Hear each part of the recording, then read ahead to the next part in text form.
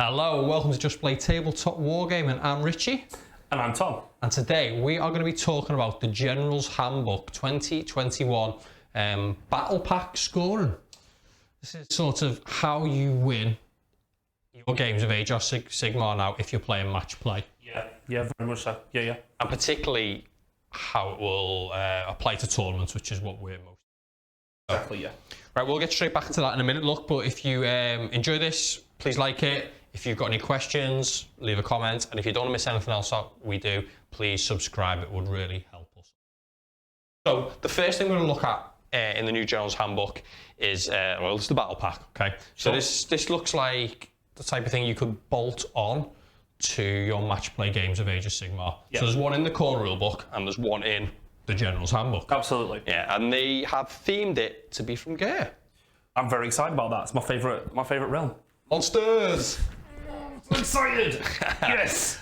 Quite surprised by this myself, particularly when we do get to rules, because it is actually quite narrative. Yeah. So I was a little concerned, and there was certainly is, as you go through this, some knee-jerk reactions, especially when it was trickled out through spoilers to me. Yeah. But I think overall, quite a decent little packet, but there's definitely some big talking points to go through. Very big. So let's have a look first at all the gear rules. So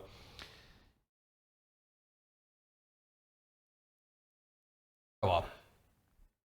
So you can see all the GHURISH Heartlands, this is called. Yeah. So there's 4 rules in here which are going to apply to all your match play games of Age of Sigmar if you choose to use this battle pack. Yeah, now the first one, not the biggest one actually, you know what?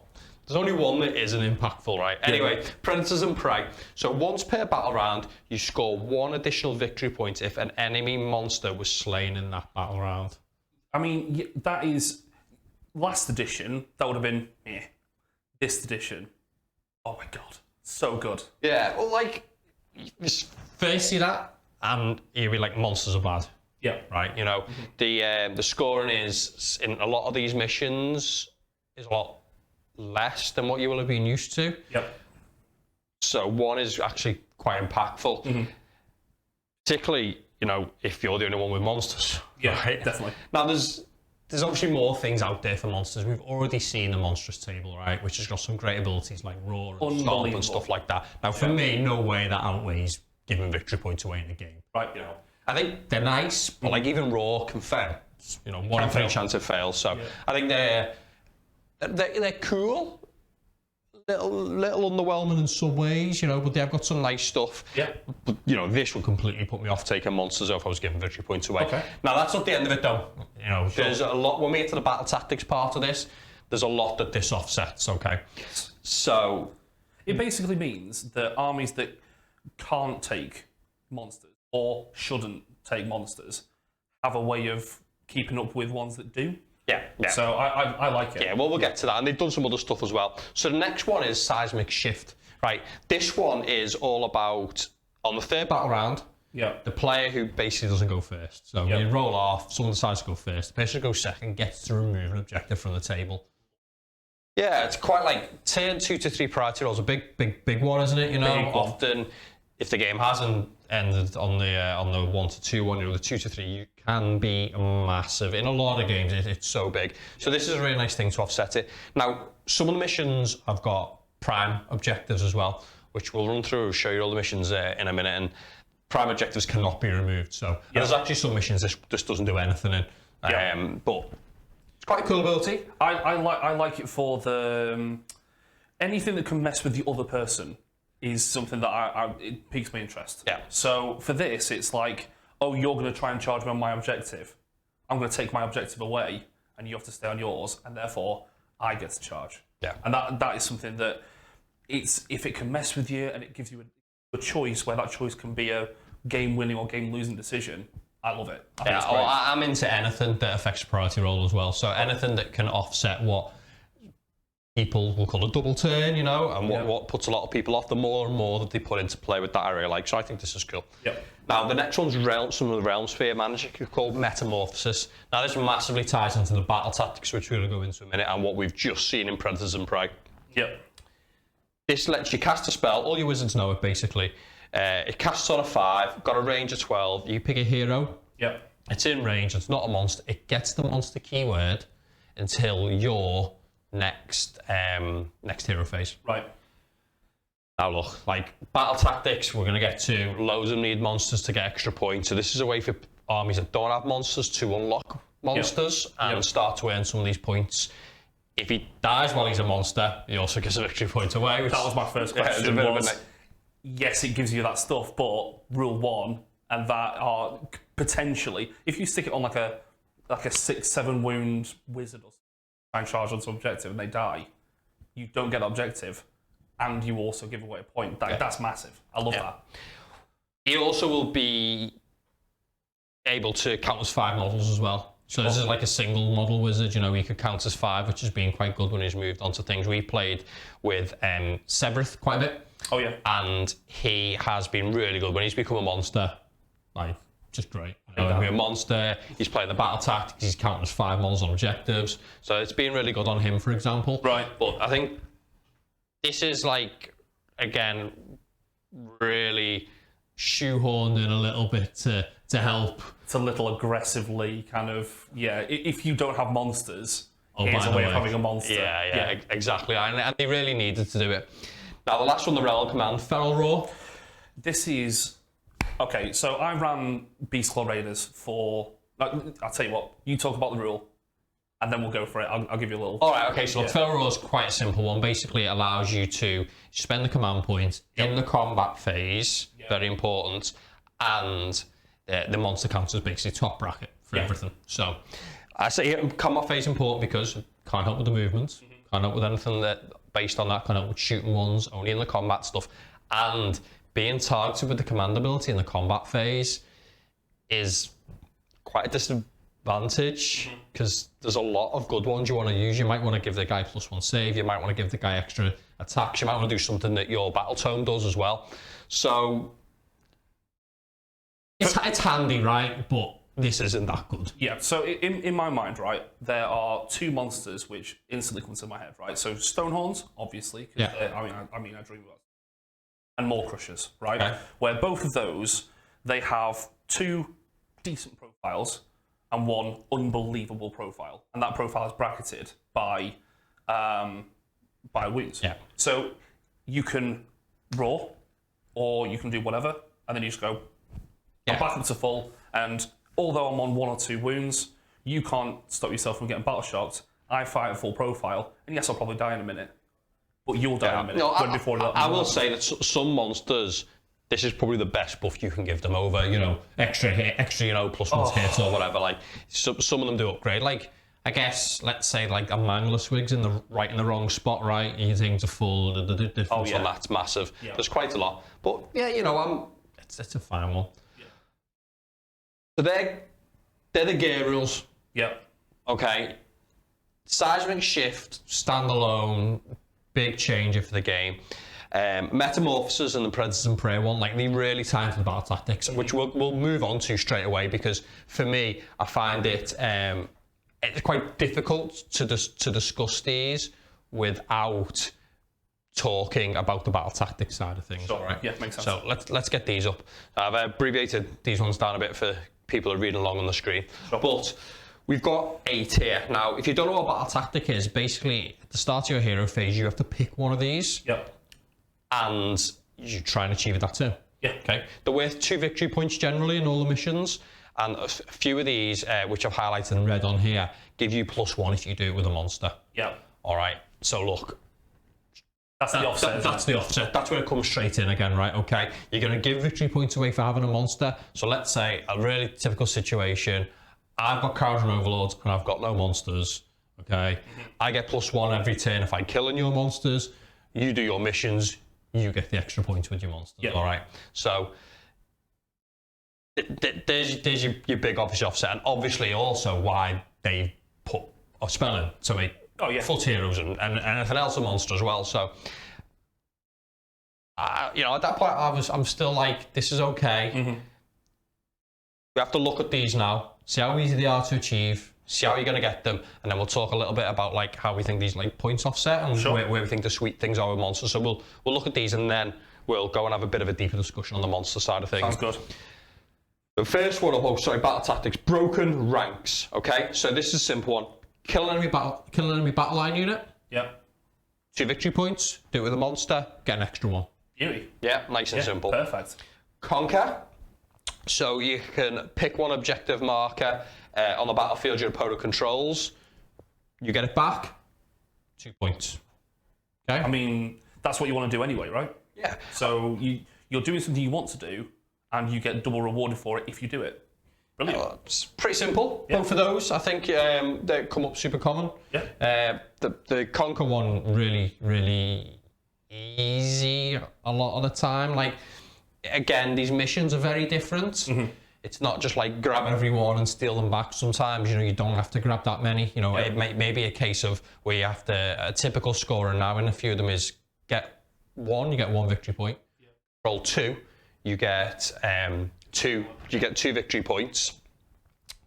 Then you control more than your opponents, you get 3 victory points. So sometimes, like, 2, turn 1, the guys starting on 1, you get 2, you're done. You don't need to take the other ones, you don't need to touch the other ones for no reason. Yeah. Which means you might be able to just take your 2 and actually control them quite well. Yeah. So not spreading yourself too thin. Yeah. That's what I found, especially with low model kind of armies, or ones where you kind of limited to having, like Stormcast, for example. So Stormcast was everything's in 5s, maybe a 10, and it's very expensive. And if you just put 1,000 points of your guys on 3 objectives, and then they move 4, you're just kind of stuck.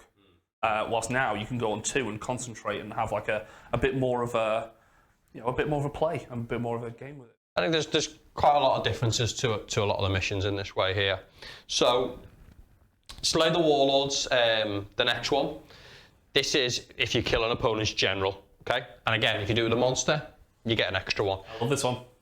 Yeah, and some enemies have multiple generals now as well. Yeah. So this is a little bit harder to do. If your opponent can guard against this quite well, or particularly if their big general isn't going out there and killing stuff or something as well. But I think you've got 2 there that if you do it with a monster, quite easy or quite obtainable, to get these objectives. It's potential ones for me, and there's certainly a big potential 2 there for getting it. So, that's 2 victory points extra if you're a monster player here. Excited for that. Like the broken ranks one, the battle line one, if you just make someone a monster, that's pretty doable. Again, right hero, you turn a foot hero into a monster, you can go and battle line unit. Again, a shooting hero like Severus, really good. He can finish off a unit. Very consistent damage from him. It's not big, but you can do a couple, because it's got high remnant, hits easy and stuff like that. And it's the same with Slay the Warlord, really. Yeah. So next up we've got Ferocious Advance. Now this one is if you run with 3 units and they end up within an inch of each other at the end of the run, you do your strategy, you get 2 points. Okay, and if you do it with 3 monsters, you get an extra 1. Yeah. That's ridiculously easy to do with Sons of Battle. Yeah, look. Yeah. You've got a unit of 3 monsters. Like, well, no, it's units, so it's different ones. Okay, well, but you've still got loads of monsters, right? And you just want to run around the board. Yeah, like Sons or the board's small now though. So like, do you want to be charging turn 1? Maybe you might do a lot. So I don't know if that's like a complete auto do all the time, but that's a really easy one to do. Turn 1, you're just jiggling your army around your deployment zone, right? You can very easily just move a couple of buff heroes around, run them around, get them into range, score your 2 points. If you've got 3 monsters, you've got a good potential to get that extra victory point. It's like a waste, though, right? Realistically, if you're running with a monster, that's 1 turn of not doing it. Yeah. Which to me is fine sometimes. Because obviously, if it's not, like you say, if you're in your own deployment zone, you're like, well, I'm not really going to do anything this turn, fine. But if you're like, I really need that extra bonus point, I'm going to have to of my monsters when really 6 to... I mean, maximum monsters you can have in an army is 10 with a War Stomper tribe. Well, look, no, I think we get into the small ones. Yeah. Okay. That's when we get to the little monsters, it can get a little ridiculous. But there's another important point in this one that starts with something different on this. This one is done if you do it with 3 different units from your start and army, and if all those 3 are monsters on, and this one's okay. Sorry. I think there's one where you can't use Metamorphosis to help you do it. Okay. So the next one, bring it down, is if you reveal this battle tactic, pick 3 different units from your start, bring it down, pick 1 monster on the battlefield. If you complete this battle tactic, if that unit's destroyed this turn, if that enemy monster was destroyed by an attack made by a friendly monster or an ability of a friendly monster, you get an extra 1.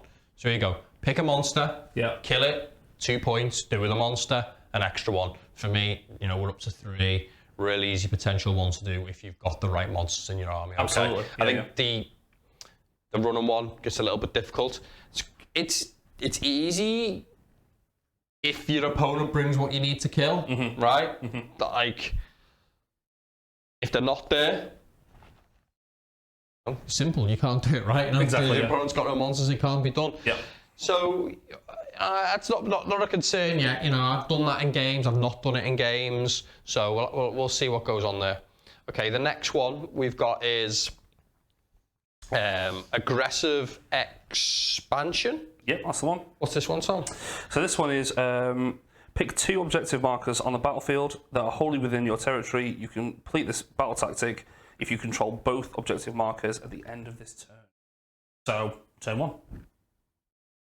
Assuming that there are enough objectives in your deployment zone, Right. that should be auto. Yeah, it is. No, the aggressive expansion one. Yeah. No, they have to be not in your territory, right? Oh, so not in your territory. Yeah. I've literally just missed out the most important word. Most important part. So this one, when we look at the missions, you're looking at like if. Not with wholly within. Yeah. Yeah. Yeah. Doesn't sound like that aggressive expansion. Not in. If it's. Yeah, makes sense. But again, that's something that you could easily do turn 1. If because they're mainly central, so if you have enough movement, that is something that you could quite easily just kind of go a bit aggressive and. Yeah, you can do. Yeah, you know, if they fit in the perfect spot, they can do. You know, we'll look in a minute at the missions and the territories and where they are, and we can have a little look at those. Yep. Yeah. So look, I tell you what. Why don't we show you now? We've got a little video here that we'll play for you, which you can see the missions as well. Yeah. So it's just going to quickly flick through all the different missions. So you get an idea of the territories, get an idea what missions, you know, are you know, on lines like that one there. We just seen those 3. None of them in your territory. Nice and easy. This one, the border in your territory, you know, so they're not wholly within. Yeah. Which is good as well. Another easy one to do. Border in your territory again, not wholly within. Easy ones to do. So you've got quite a lot there that you can get this one done pretty simple. Like, absolutely, so, yeah. So we're having a think about. So the next one is monstrous takeover. You reveal this battle tactic and pick a monster on your starting army. If that monster's contesting an objective and your opponent doesn't have a monster contesting it and you control it, at the end of the turn you do it. Really easy to do. Yep. Yeah, you know, absolutely. You got a monster. Now, this is a monster from your starting army. Okay? Okay. So this isn't wizard. I don't believe anyway. Okay. This is like turn your wizard into a monster. Is he a monster from your starting army? I suppose he is, right? He's from your starting army. And he's a monster all of a sudden? But he's not an army from your... Sorry, he's not a monster from your starting army. He is from your army, and he is temporarily a monster. See, I'm not sure, but I think this is okay. Because I think we're like getting caught up with like the behemoth keywords and things like that there. So I think that's still all right if you make him a wizard. Yeah. Yes, he's not a monster on your starting army, but he's still a unit from your starting army. He's a monster. Sure. So I think it's okay. Leave it in the comments. Tell us what you think. I'd love to know what everyone else thinks of that side of things, but I think it's still okay. Sure. Yeah, look, easy. Really easy. Really easy. You know, you've got one objective. You know, you're seeing loads of the times they're in your starting zone there. The objective's there. Yeah, this is mine. Turn 1. I've got it. So, yeah, pretty easy. Now, the next one's Savage Spearhead. Quite a bit more difficult. Okay. This one, you have to have 2 units in your opponent's territory. Sure. Okay, now again, this is why I've got the mission thing up here. And again, you can get extra point now if these are both monsters. Sure. All right, so, like, I think there's, like, this one's quite hard. 2 monsters in your opponent's territory. I think it depends on the army, but it could potentially be quite difficult. Or I think it's dependent on the territories, right? You can see them in the map here, and like the one that's up right now, Nightmare. Small territory. That one, bit easier. You can get into quite a lot of the territory there. You know, that one, easy. Right? So easy. Yeah. These split in half ones are a lot rarer than they were, but they are still about hard. That won't be difficult to do. Yeah. Just keep these in mind, guys. As we've got the video up there, so you can think about these and have a look at what ones might be good, might be not. Savage Spearhead's big one that this affects, and Aggressive Expansion, they're really affected by the mission side of things here. So you want to definitely take a look at them and which way you value them when you check them out in the videos. Yeah, I like that, because if some things are army dependent and some things are scenario dependent, it just means that you can't just turn up to an event and just auto do the same. And that's what I like. I like it where you actually got to think. You've got to make decisions. It's a theme that I'll have forever, the whole time that we're doing this. Anything that makes you make a decision, and that decision be a big one, I like it. Yeah. So, yeah, really good. Alright, so just on the battle tactics. Yeah. I haven't found these difficult to do. Yeah. I have found it at times, it's been quite, maybe a bit of a chance to pick which one or which order I wanted to do them in. That's the difficult bit. That's the difficult bit, because there's like, I could do 3 turn 1, right? But I might need to do some of them later, and it's right. Which one can I do now? And I don't think I'll be able to do later. So then I feel like I haven't been inefficient. Yeah, I like it. I think yeah. When you've got too much decisions, like when you were running GITs and stuff, there were so many things you had to do. Yeah, and it's just pinging around your head. And I tried to do the same thing, and I'm not gonna lie, guys, I failed massively because I can't make that many decisions whilst you can. So like in your head you've got like, it's all pinging and stuff, and mine's kind of just kill stuff. So yeah, I think it's fantastic. I think it's fantastic having choice. I've only seen in 4 games I've played, I think now. Yep. I've only seen someone not do one once though. Okay. I'm worried they're a bit easy. Like run 3 guys around. How's that interactive with your opponent really? Sure. Okay, what about you just slamming, if you've got an aggressive army, you slam into them turn 1. Yeah. Like that really does shut down these simple, easy to do ones. If you're super aggressive and you're really on them, it does have a big impact on these easy battle tactics. And I think if you could disrupt someone for a turn or 2, one turn, it can be quite a swing in some of these missions score. Not all of them, some of them you still score pretty big in the primary, but in a lot of them, it can be quite impactful. Absolutely, yeah. So, if we look at that and we say, go back to monsters now, right? Okay, this is my favourite bit. Go on, let's do this. Hit me with what I don't want you to say, but go on, let's do it. All right. I think monsters have got a comfortable potential 3 extra victory points. Okay, and that's good. And some of them are pretty easy to do, but they do end up you needing to sequence things in the right way to kill the opponents, or the objective one's really easy. But like killing a battle line or killing a general, that does need quite a bit of sequence. There's some you need like 3 monsters or 2 monsters, that gets a little bit more difficult. I think there's potential to get about 3, but I'd be worried if I had a lot of monsters. Sure. All right. I think like the sweet spot for me with this is hard to kill monsters. 1 monster out there that's bonkers in this. Wrathy. Okay.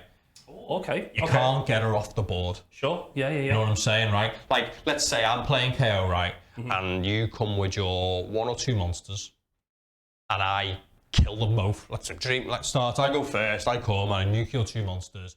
I only get 1 victory point, right? But you cannot get any. Yeah. You as your opponents don't get anything. Done. Your potential's off there. You give that 1 little victory point swing, and it's done with. Yeah.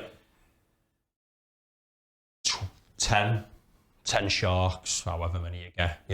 There's these smaller monsters. They are liabilities for me. You're just getting farmed. 1 victory point a turn. You might give your opponent 5 over the end of the game. Yeah. Then you've got that many. Yes, you are going to pick up these other ones. You'll probably pick up the run 3. You'll probably get the 2 in the territory on the right mission. We've seen the maps, we've seen which ones. So I guess that's where I'm at it. My dream situation for me is, 1, 2 monsters that I've got good potential to get these ones. You know, kill a battle line unit. Something like the spear on Alariel is really good. Yep. Yeah, 6 fixed damage, very consistent dice roll. 2s. I think it's high rend, 6 damage. Finish a battle line unit off, right? Finish a hero that you've put a load of damage onto. You know, you've done loads and you want to finish them off. It's that time just to like pick them away. Okay. There's your good spot for me to get these. I think otherwise, monsters aren't all that. There's only a victory point here or there, right? Like, it's not the end of the world. I think games of Sigmar do end up close a lot. Yep. So one or two is important. Often once I get massacred, right? Oh, the fight's won, so. Yeah, what do you think? Okay, so Richie's wrong. Yeah, no. Points are completely valid, but you're coming from a point. So in your head, you're going KO, right? So you're thinking, do I need monsters? No, because you can kill all the monsters. Most armies don't have the option of just nuking stuff, so they need to play in a more, how do I hedge my bets? So I think good monsters are really important. So your Maw Crushers, your Stonehorns, Archaon. Just big, hard to kill single monsters, right? Archaon is massive right now. You have Teclis. Teclis is technically a monster. You never ever get to him. He hurts you real bad. He can just jump out and give you a little poke if you want to. He's a pretty good one. He can hold the objective one. He's got good spell so damage at range. He's got a good shooting attack at range. So yeah, he can pick up these ones quite well. Is it monster? And back on monsters like that, Tom. Yeah. What about, let's say, Beastclaw Raiders? Yeah. Got 4. So Beastclaw are deceptively viable. Because there's only so classic Earlbad list is still active. Right? Let's say I'm happy killing 1 a turn though, right? Picking up 4 victory points. Yes. You've got a potential. You can make that back up. Easy. The reason being is they're the only things killing stuff. Yeah. You have to focus one of those Frost Lords a turn, right? Which means that everything else is relatively untouched until they want to touch you. So I'm not doing it. I'm not just doing that. Well, against those armies, what I'm saying is I'm just playing the game and picking up extra victory points. Yeah. Whereas, you know, I've got to do quite a bit to get that potential back, right? Yeah, the killing one, you're just killing with them anyway, right? So it doesn't make a difference. Battle line, you're just killing with them anyway. Yeah. But like, I'm not sure how easy it would be to just like dawdle around and run 3. That is one which I would never consider ever, because they're fast enough. I think it happen, right? Your opponent's army's like really negative deployed. Yeah. Like KO are in the corner or something. But I agree. Like often. Yeah. Almost certainly with Beastclaw Raiders you can get to them turn 1. So the idea is that you stick them in the 1-drop list, so you can get down to I think it's a 3 with the Earlbad. So with that you go, I'm going to give you the turn, and the objectives are typically in the middle. If you don't come for them, I'll just take them and I'll have them, same as it was before. If you do come for them, I just charge onto you and I'll kill you. So with the fight at the top bracket, you don't have to be an Earlbad. So Earlbad gives you that as a command ability, but that's with a move as well. You could go, I'm not doing that anymore, and you choose a different tribe which will help you do. And you just go, oh, you've shot me, you've done 8 wounds to me. Oh, okay, cool. Well, I've gone second, so I've got 3 command points. I've done my heroic action and got an extra command point. I've got 4 monsters, they can all fight a full bracket. All right, well maybe you've got no extra VP, right? Okay. Yeah, so I think there are definitely ways around it. Yeah. And I feel like it depends on the monster, because like there's that guy, he's done like 10 cockatrices. That is, don't do that, because cockatrices will fire out save with 10 wounds. Don't do that. You get farmed, aren't you? Yeah, like that's something where you as a KO player could go, I'm going to do 8 wounds to that one. I'm just going to leave it. Next turn, I'll get an extra victory point. And you know, you could chip. Well, they're not doing anything anymore. I'll kill that one this turn. I'll leave that one. I'll kill that one next turn. And it's, you know, you could tactically kill that whole army because it's not going to do anything, and you just get more points. So I want to say, for me at this point, right? Yep. It's like how I was like, do I like where they've gone with this, right? You know, feels narratively driven, right? It is. It's all about just like one unit type monsters. I don't think it's great, okay? But they've done well to make it fine. Yeah. So you know what I mean? I guess I don't love where it's come from in a, from my competitive game and my, my match play side of the game or what have you. But I think the numbers are okay. In the end, you know what I mean? Like they're not quite perfect, but I think they've done well, particularly Metamorphosis and that to bring them to be all right. Sure. You know? I think Metamorphosis is kind of like vegetarian sausages, where you've decided you're going to be vegetarian, you're not going to eat sausages, but then you make something sausage. So it's the same thing. It's like, I've decided not to bring any monsters, but I'm going to have a monster anyway. I'm not a fan.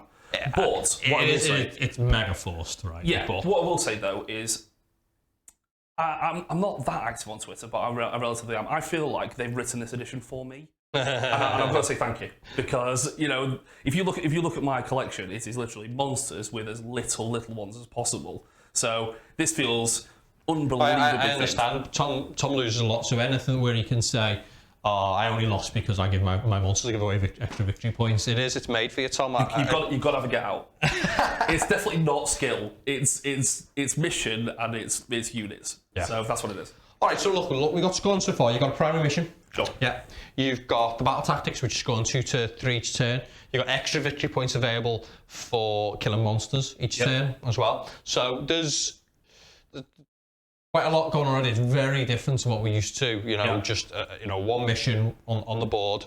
Now there's another layer as well, and this part is picked when you write your army list, okay? And this one is the grand strategies. This one is so difficult because you're doing it not knowing the meta that you're going into. So for me, it's like I've got to do this 5 times. I don't even know if I could do it once.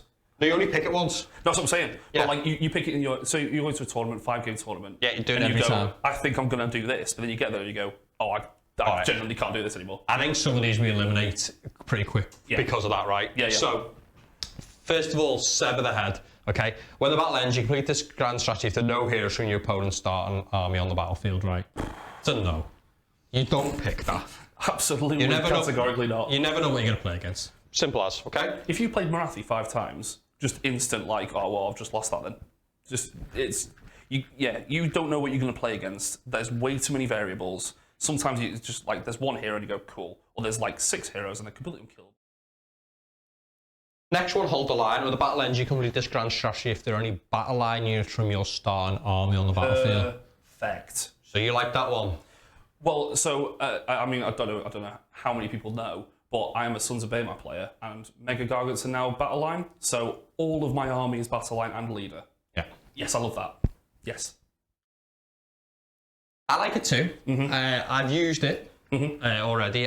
For my case, it was Slayers. I had 7 units of Auric Hearthguard. Oh yeah. No, sorry, Hearthguard Berserkers. So I had lots of battle line units that were reasonably hard to kill. Sure. Not like they were, but I had lots of them. Definitely potential to hide a model or 2. So I didn't think this one was all right. I guess it's definitely not going to be for everyone. There's a lot of armies where you just got like 3 units of trash battle line, or your battle line is just distinctly average. Yeah. Like the Archeon list, where the 3 units of Men in Pants and then all buff units on Archeon. Can't pick battle line for that because they are, if it's Khorne, it's you want them dead. You want them dead as quickly as possible, so you can get the blood tide, so you can do something with them because they're useless on their own. So this is very much army dependent. Yeah, big time. But it could be absolutely perfect for you, or it could be an absolute. Yeah, I think, and sometimes you might look at these and be like, if this has happened and I can't do this, 3 victory points ain't saving me. Yeah. Everything's dead. Oh, I wish I had them 3. Oh no, yeah, all my giants are dead. So I'd be devastated. I think this one will see play. Definitely. But less than some of these other ones that come up. Yep. So next one, Vendetta. This is just wild. If you've killed the general and yours is alive, no. Again, it all harks back to that first point. I actually took this once. And my thinking was I had a general I was going to protect a lot. It was Sylvaneth, I was going to hide behind woods, it was going to be out of line of sight. I was got to do everything I can to protect it for most of the game. And I had lots of decent nukes to take off other heroes, right? I had a Larian, I had Metamorphosis, I had a bow, you know, so I really thought that I could pick and kill another. I would probably stay alive. I thought this one could be okay. And that army was struggling to pick other ones, you know. I had trash battle line, like 3 units of spike revs or whatever, you know, awful. Yeah, maybe 3 revs I could hide in the corner or something. So, you know, maybe that was a different option. Again, I didn't have that many wizards, and some of these other ones we'll go on to. So, next one up we've got is Dominating Presence. So this one, if you've got more starting armies left on the battlefield than your opponent. On units. Again, depends on how many units you've got. It's too wild, isn't it? You might have bazillions of units and you might choose to go for it, but I think otherwise it's a little bit wild, that one. Beastmaster, the next 3, you know, let's hit them. Beastmaster, Prize Sorcery, and Pillars of Belief, 3 of them. One of them have a monster left. One of them have a wizard left. One of them have a priest. These are big picks. Yeah, massive. You know, you monsters, you've got like a bunch of them. And so, you know, again, it's a bit like the battle line one, right? If they're all dead, what am I doing? You know, so I think that one could see quite a bit of play. The wizard one could see a fair bit of play. Wizards are often hidden and stuff like that, but again, like Lumineth, I use this in Lumineth. I've got wizards galore. Nearly everyone in my unit is a wizard, so this one get used quite a lot. And the priest one, again, if you've got a bunch of priests or you've got some priests that you might want to hide and protect, I think this one could be good as well. So I think for me, you know, you might be looking at the battle line or any of these 3. Which ones you think you can keep alive? Because it's not completely on you. The last one is you have to control more terrain pieces than your opponent at the end of the game. Control as in have something on it? Yeah, there's rules to control them, basically. Yeah. Like control objectives, basically. Don't like that. So, don't like that at all. Well, look, I don't know, right? The thing is, this one could be really, really popular. You know, you've battered your opponent or something, grab them and score them, even if, you know, he's picked off these other ones. I think scoring, like, sometimes it might not matter and you've won, right? But a lot of the time, you'll be playing in tournaments. I imagine these are going to become part of the scoring for the tournament. Yeah, so you want to grab every single one you can. You know, you'll be trying to grab every point. You'll be playing the game out, making sure you've got all of them. Teams, I'm sure this will make a big difference in team events as well. So this is one that you... What if you've both got it right and you're both at the end of the game trying to contest it? It could become difficult to do. I think this will be actually really... Really?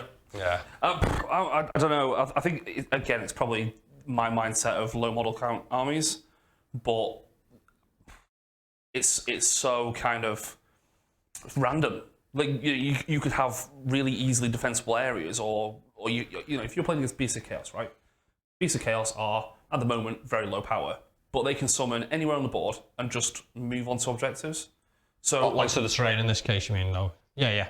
But you can literally just go, I'm going to have like 10 little dudes here, 10 little dudes here, 10, and I'm just going to move on to objectives and stop you from getting it when you've absolutely battered them. But this could not be part of your opponent's plan.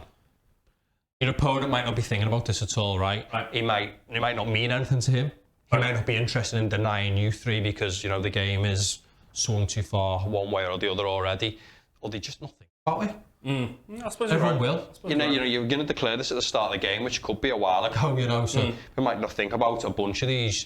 You know, you really, I think a lot of this is on your opponents. It's on you to know what your opponent is and be aware of it, and can you get them off? True. Right, the game that we played on stream, our first ever game, we had one that was, you had to keep your battle line units alive, remember? On your one, didn't you? And I was a little bit out the game, but I particularly made the big play to come and get your Thundertusk guys, the little ones, what are they called? Morfang. To get them off the board, deny your 3, because you already denied my 3, and it was close. It was like really close at some points. I think you gotta be aware of making sure your opponent doesn't get these, because I think a lot of these are quite easy to be, and particularly the terrain one. If you haven't got it, you want to keep an eye at the end of the game that you don't get pinched on it. Like so, I think Severith could be a massive player on that. So if Severith is big, you know, when there's movement in your shooting phase and his shooting phase, and he moves 24 inches, your turn 3, and you're like, I'm going to start denying. You can easily take lots and lots of your brain points. Yeah. So I don't know. Maybe that's a niche think, and maybe it's just because I play against JP a lot, but that's something that's always in my head. What I do like about the monster, the wizard, and the priest one is you could use that as a kind of bait, I suppose. So if I said to you, like, turn 3, oh, you could shoot that guy on the objective, or you could shoot this monster and stop me getting those 3 points at the end. It could be the difference between you going, oh, okay, I'll shoot him and fail, rather than shooting him and not fail. So it's something that you could use as a tool to mess with that other person, like I said before. Mess with the other person and make them make a decision. I'm feeling the keep you guys alive part, because the ones, set one to keep alive, I'm feeling them a little bit more, because I just think maybe a little bit less play for your opponent in a lot of these things. Now, a big one for me on all this is how good shooting armies are at all this stuff. Always a concern. Always a concern. They get more pushes for me. They can pick off. Let's say I had keep me priest bad, they can pick them off, right? I also like the ones where the battle tactics each round, it's like kill X or Y unit. Again, they can reach out, they can kill them a lot easier. They can choose to finish off units in the right order with the right models. So, yeah, there's quite a lot there, I think, with that one. I think the priest one would be the most concerned. Because apart from the Thunder Tusk, are there any priests that are higher than maybe a 9-8 wins? Yeah, I think the War Shrine's a priest and stuff like that. There's a feeling Marathi's a priest, actually, maybe. I think maybe one of them is. Yeah, I think that's cropped up a bit more than you think. So, right, okay. Yeah, I think they'll be pretty good. Yeah, no, I think instantly I'm going Beastmaster or Battle Line. Keep your Battle Line alive. Because, it depends on who it is. You haven't got the models to do the terrain one either. Somewhat like that's a good example of no-brainers, right? You're just going to go Battle Line. You're just going to go. Left just going to go Wizards. I think for some other armies, it's a little bit different. It's going to be a little bit harder, but I think we'll just see a lot of keep X or Y alive. Try and keep in your mind. Try and keep what your opponent's got, particularly if that game's close. You don't want to get stole at the end because the grand strategy is being done on one side and not the other side as well. Yeah. So. The last part of this is, for me, how this will all play in tournaments. Okay. I don't think we can have just the winner of the tournament's got the most points overall. I think we'll probably see something like a win, loss, draw, brackets, then tied by how many points you got. And that I quite like. We've always stretched for like different ways to tie break these tournaments and things, and we've always looked for. We love strength of schedule, always haven't we? Or people have added secondaries, added things into the game, and they become officially added into the game over time as well. Well, they're really ingrained into the game, and they're ingrained every turn into the game, all the way scoring. You're going to see wildly different scores throughout the whole tournament now. Probably, a lot less people just maxing. Yep. Some people, can't max like other people can because they haven't got monsters. So I think we'll see nice clean breaks in tournaments. Winners brackets broken up by these. Yep. Overall, I'm a big fan. I think some are a little bit easy to do and not as interactive as I'd like, but I think we're onto some good stuff here, and it's exciting to see that this is gear. When do we see one of the other ones? Yeah, absolutely. We presume next Generals Handbook, right? But what if they do something like Forbidden Power, Malign Sorcery? They do any of them? They could just put another battle pack in that people can pick through. I quite like the TOs might write their own battle packs. They might want to, write. It's the realm of Liverpool, right? Yeah, and it's a good one. Yeah, these things happen, and so you can put your own ones together. It sort of gives a bit of structure to it, your own grand strategies, your own battle tactics. I think it's sweet. I think from a TO point of view, it's quite a nice thing to follow straight out. Yeah, definitely. But if you maybe feel that the monster thing's a little bit skewed, or maybe we see the meta develop into a bit of a weird spot where it is a little bit too much, make your own, right? So if on that point, you are a TO.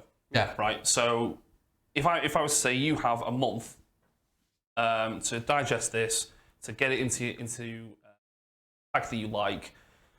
From what you've read so far, would you go vanilla? Would you just go, this looks amazing, I'm just going to go for it?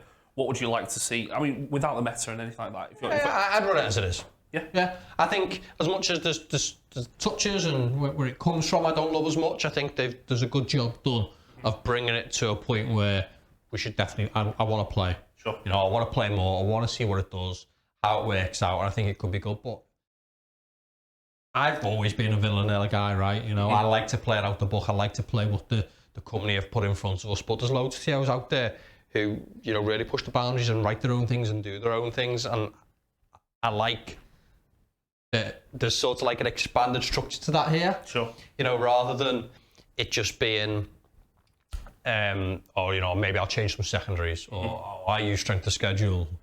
I don't, I use victory points, and you get fighting points here or you don't, you know? Yeah. I think they've done enough to tie break it that hopefully a lot of that maybe moves away, except these events, you know, that are really going to push the hobby and, you know, the pain and the you know, the funner side of things, which is cool. Yeah. Otherwise, yeah, I think there's a whole bunch of things, you know, you want to go away, you want to write your own realm, where we're fighting from, you want to write some real small realms, you want to try those out, you want to add your own battle tactics, you want to add your own grand strategies people pick their own.